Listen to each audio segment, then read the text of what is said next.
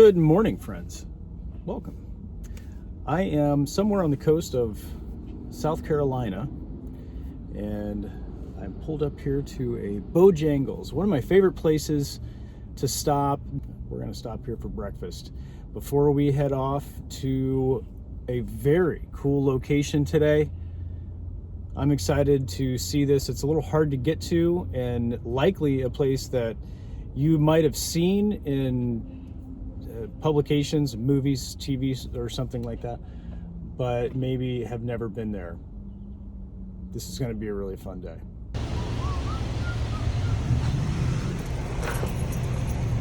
Bojangles.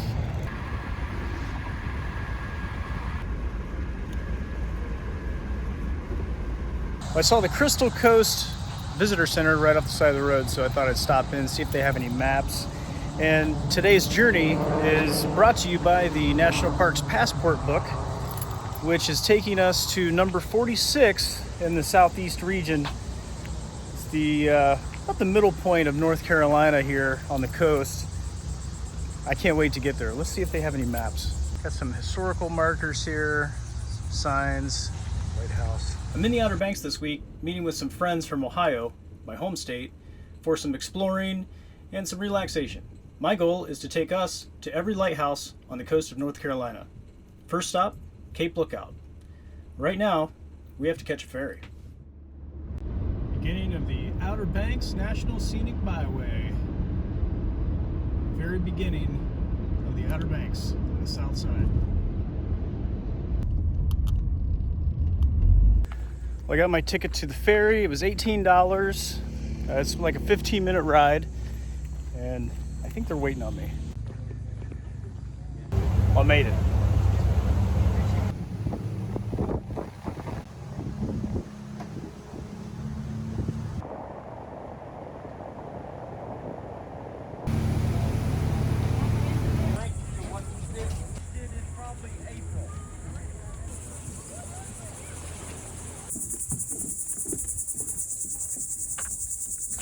Well, the lighthouse, from what I understand, is not open for tours, which it usually is, but there's some things that we can see that will give us a good description of the lighthouse and hopefully the keeper's house too.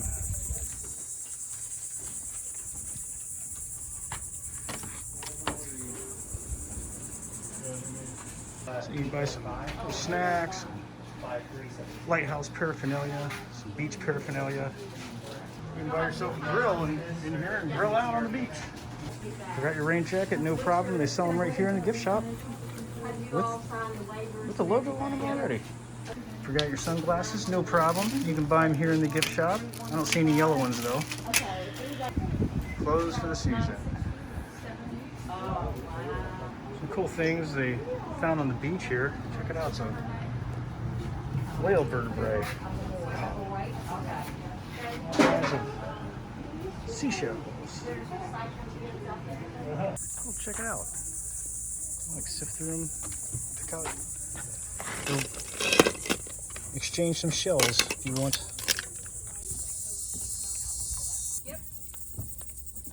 Well, friends, I made it. Not a really easy place to get to. Not because, the travel here is so difficult. It's just because it's so far out of the way. So there's not much going on in this part of the country other than the Outer Banks, and this is a very far, far south side of the Outer Banks. You gotta really want to get there to get there. Several years ago, the friends that I'm meeting this week from Ohio all met up here in the Outer Banks and visited a lighthouse. We went to the Hatteras Lighthouse. Very famous, probably the most famous lighthouse anywhere. I didn't know how cool they were and all the history and the stories that come with them, and the haunted stories especially. So I got this fascination with these lighthouses, and I've been to most of them around the Carolinas here. But I really wish this thing was open. I love climbing these lighthouses and getting the view from the top. This was the keeper's quarters. It's a really nice view out the front.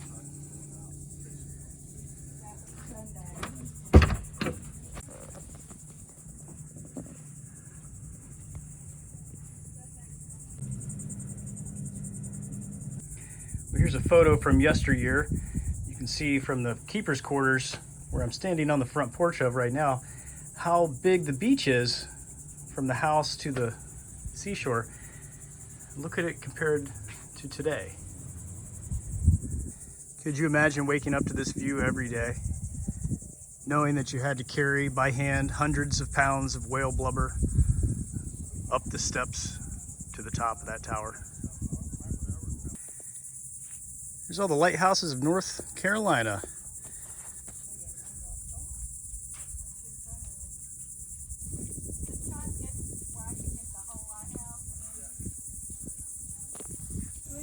Selfie shots with these lighthouses are kind of tough though.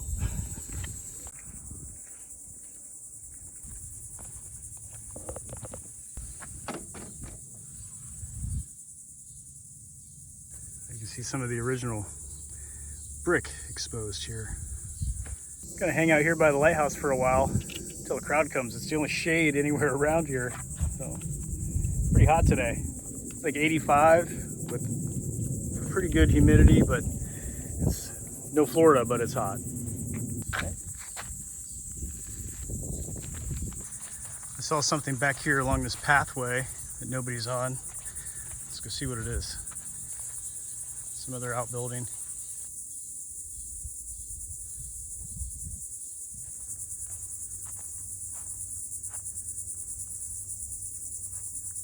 Friends, I ran into a new friend, Nate, touring out here. Hi, friends. Did I say it right? Touring. Yeah. Yeah. So he almost ran into me out here. So I was sitting in his parking area for some shade. But I'm standing here looking at the lighthouse, just wondering about the history.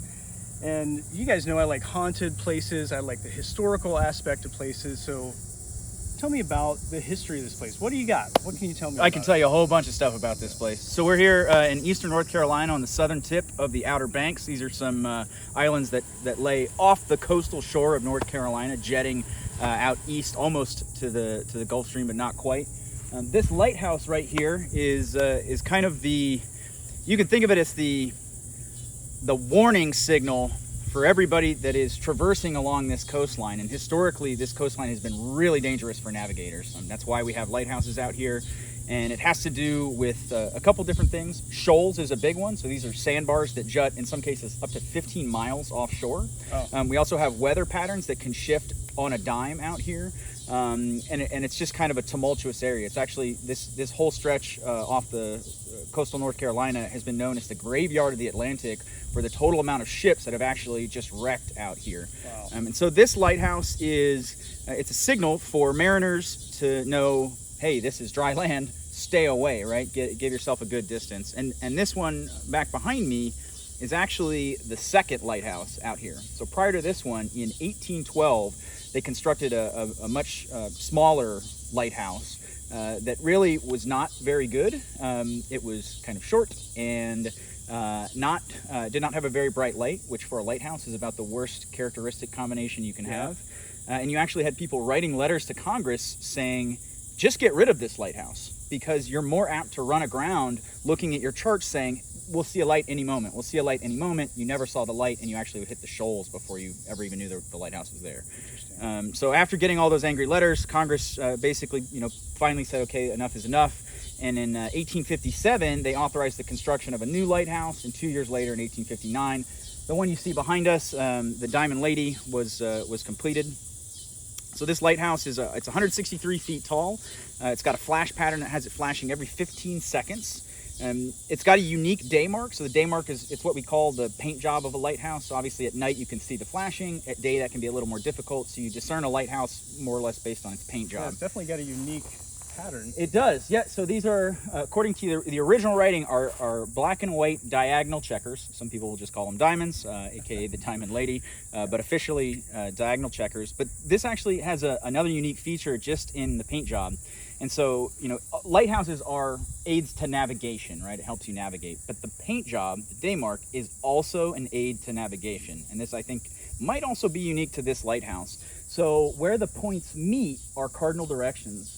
So where the black and white meets, west. On the other side where the black and white meets, south, right? So it's a cardinal direction. But, I think if you're at the point out here in your boat where you don't know which way north and south is, you might need to put down your cold beverage and just wait a little while before you keep on, driving the boat around. And then, so I said this is the warning symbol, right? This is the hey, stay away. But obviously, that's not always going to be successful. So we also had kind of the response force. So historically, dating a long time back, this was the U.S. Life Saving Service. So eventually, this organization would go on to merge with the U.S. Cutter Service and a couple others into kind of conglomerate into the Coast Guard. But prior to all that, you had the U.S. Life Saving Service, and they would have stations out here. There was one out at Cape Lookout. In fact, it was just a couple miles in that direction. And they would do regular patrols and basically be looking for ships that were either, had wrecked or looked like they were in distress, and they would respond to it. And they had a pretty cool tool that they would use to do that. It's, as far as I know, the only cannon that was ever designed to save human lives rather than end them. It's called the Lyle gun. It's a little cannon. It's about this big. And they would basically shoot a rope over to the boat, and then they would rescue people with kind of like a little rubber dinghy thing that you sit in, and then they would pull you back. It's called a breeches buoy. But cool. Yeah, it's a cool rescue thing, and that ultimately kind of merged into the Coast Guard, and we still now have the Coast Guard that are at Fort Macon. But given the ability to use helicopters and all that stuff, you see it spreads out a lot more. You don't necessarily need to have a location at every single 10-mile interval. So. Now, I do have one more question. Yeah. What do you got? Tell me about so all lighthouses have got to have a haunted story, right? So what's the real scoop on it? Like, what happened? So, I don't know. I don't have any first-person ghost encounters, but for ours, and you can go and look at it, our lighthouse is not the thing that I hear the haunted stories necessarily about. It is the keeper's quarters, and really it's technically the assistant keeper's quarters, but that's a whole other thing entirely. Our keeper's quarters, which is the two-story building that is adjacent to the lighthouse, that one, although I don't know of any specific strange stories, we have volunteers who will periodically stay in there throughout the season, and it is not uncommon for them to report very strange things happening, particularly at night. One of the more common things is to hear footsteps coming up the stairs, to abruptly wake up, freak out, turn the lights on, see nothing, check all the locks on the doors. After about an hour of panicking, turn all the lights off, go back to bed, hear footsteps going down the stairs. That type of stuff has been reported to me a couple of times. I actually, when I first started working here, stayed out in there and did hear what sounded like somebody walking around downstairs and did the exact same thing. Got up, looked around, didn't see anyone, was hair on the back of my neck kind of standing up, didn't see anything, no idea, but I definitely felt like I heard somebody walking around. So. Yeah, that's some good information. Yeah. It's too bad the keeper's quarters are closed today, but because of the current situation. You want to take a look inside? Yeah. Yeah, I'll open it up. Okay, let's go take a look. Yeah, sounds good. Awesome. This is the assistant keeper's quarters. It was constructed in 1873. There's the actual keeper's quarters is another building that was right next to this. That was moved in the 60s. I think around the mid-60s. It was moved about a mile and a half down the beach. This has been converted to be a museum. The first floor is a museum. The second floor is housing for live-in docent volunteers. So these are people who are experts on Cape Lookout and the surrounding area, and they share that information with the public, and also have the opportunity to live here inside of the historic keeper's quarters. And we have displays in here for all kinds of stuff. There's natural resources in terms of animal bones, things you might find washed up on the beach. Also, if you walk over to the other room here, you'll see there's information that talks about the light keepers themselves. So these are the people who, their job was to make sure that light stayed lit. So we have a keeper's uniform. We have all of the kind of tools of the trade here. We also have some more interesting historic stuff here. So the island that we're on, Southport Banks and Shackleford Banks, which is right across about a mile of water here, actually used to be connected as one large contiguous piece of land until 1933. So we had a great hurricane in 1933 came through and just blew open that opening. It was you kind of think of like shaking up a bottle of champagne where the pressure built up so much that it just shot the cork out. It just blew all of that land out in a very quick fashion as the pressure got to be too high and cut a 30-foot deep channel. And so a whole bunch of other stuff in here. It's all just kind of historic information about both the Life Saving Service, the U.S. Coast Guard, and the light keepers themselves. How you doing? Cool. Got any questions? Oh, there is one other question. What do you got? So, the lighthouse keeper had to carry up fuel. Mm-hmm. So how much are we talking about? How much would they So have to? typically, and we actually have a display for it in here. So typically, they're doing this once per shift, and so it's around a 50-pound jug. So they have it in here, so you can actually do the visual of what this would be like to pick up this container, and then you're gonna have to carry it up over 200 stairs to the top. But it's gonna be once per shift. You have to do it, so it's not like it's constant. But there are constant duties while you're up there for the lightkeepers. Depending on the type of fuel that they were burning, oftentimes it's different kinds of whale oil, but it can vary depending on the time period. There's a lot of soot produced, so you have this black residue that's all over everything, and so you can read these like poems and songs of these lightkeepers who are just lamenting about how much time they spent on brass work. That, if you were a low-ranking guy, you're just, wax on, wax off the whole time, just trying to get the soot off of all of the brass and stuff up there and keep it clean. So. Wow, interesting. Well, thanks a lot, man. Yeah, I appreciate happy it. to help. All right, thanks. I'll let you, I'm not rushing you. Friends, this place is awesome. I really appreciate Nate taking the time out to talk to us about all that history. It was really cool. Let us in that building. But for us right now, it is time to go. Got a schedule to keep. Took us good for 1:15. Things love you.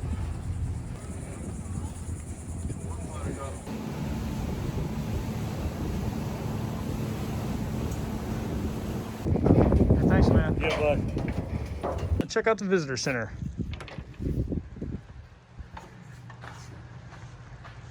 All right.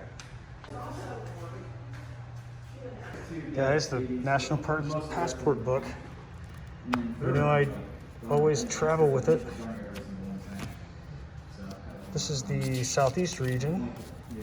Been to quite a few around here. 38. Number 38. You just track it down here. 38 Cape Lookout National Seashore. Running out of room in this section. I've been to the Outer Banks so many times. Ooh, maybe on the last little bit here.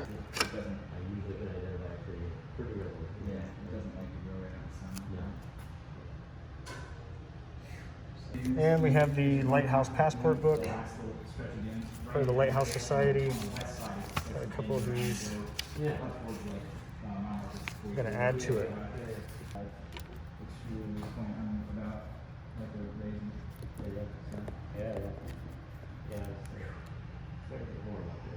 Cool. You're all acting like it's hot out there. This ain't hot. You could have been here in the summer of... Cool. Another one in the books. This shop's got some really cool stuff with the passport. They got these cool bags you can get. They're only $1. Junior Ranger books. Those are cool. I might actually need one of these. This is to keep your passport and all of its goodies in. This is cool. See, it's $30 and you get a Blu-ray with it. I think it's only $10 to get the passport book itself. If you're really into it, you can get these bigger stamps, and there's places in the passport book you can affix these stickers. This gift shop has a lot of great books and a whole section of haunted locations around the Outer Banks. Pirate stories and shipwrecks, haunted buildings. It's a very spooky part of the gift shop. Friends, if you want to help me continue on these journeys, you can by going to patreon.com/Dre'sWorld. There you'll find some levels of partnership with me. You can donate $1 to $5 a month. If you're a $5 donor, I'm going to send you a postcard for one of my journeys every single month. This month, there's going to be a couple in the mix from here. This one, for sure, maybe a few more along this week's path. I'm going to be here for a few days. Are you going to be the lucky one to get this? I like this long one. It's cool. Anything else there in the mix? I was about to leave and I ran into Nate again. And he was out there actually for a purpose. It wasn't just to help wayward travelers, walking around probably where they shouldn't have been on the island. But what were you doing out there? You were talking about it a little bit. What was going on? Yeah, so I was actually out there working alongside one of our field biologists, and this time of year in September, we actually have sea turtles that are out here. The turtles are hatching at this point, and our field biologist was doing an inventory of those nests, and where they go in and see how successful it was, and basically follow up on that. So I was out there shooting some video for that, taking some photos and stuff, and Awesome. yeah, might be able to share some of those with you. Right on. Well, I appreciate it. Hey, thanks a lot for walking us around. That was really cool. Happy to This help. was an awesome place. If you guys get a chance and you're in the area, Come on down to come Cape on Lookout down. National Seashore. It's worth driving off the beaten path to come out here and check it out. It's really cool. Come in and say hi. Right on. Thanks, man. Sure thing. Friends, this has been a great day at the Cape Lookout National Seashore. And thanks to these books here, the National Parks Passport book and the Lighthouse book, I've been motivated to go off the beaten path and check out a place that I probably would never have known about or been to or laid my eyes on ever. It's been a great day. If you want to know more about what Nate's doing out here with the saving of the sea turtles or more about the lighthouse, go ahead and check out the link below. Thanks a lot, everyone, for watching. I appreciate it. If you like what you're seeing here, hit like, hit subscribe, hit that bell notification button so you don't miss out on any of these adventures ever again. Go tell all your friends. I'll see you in the next video.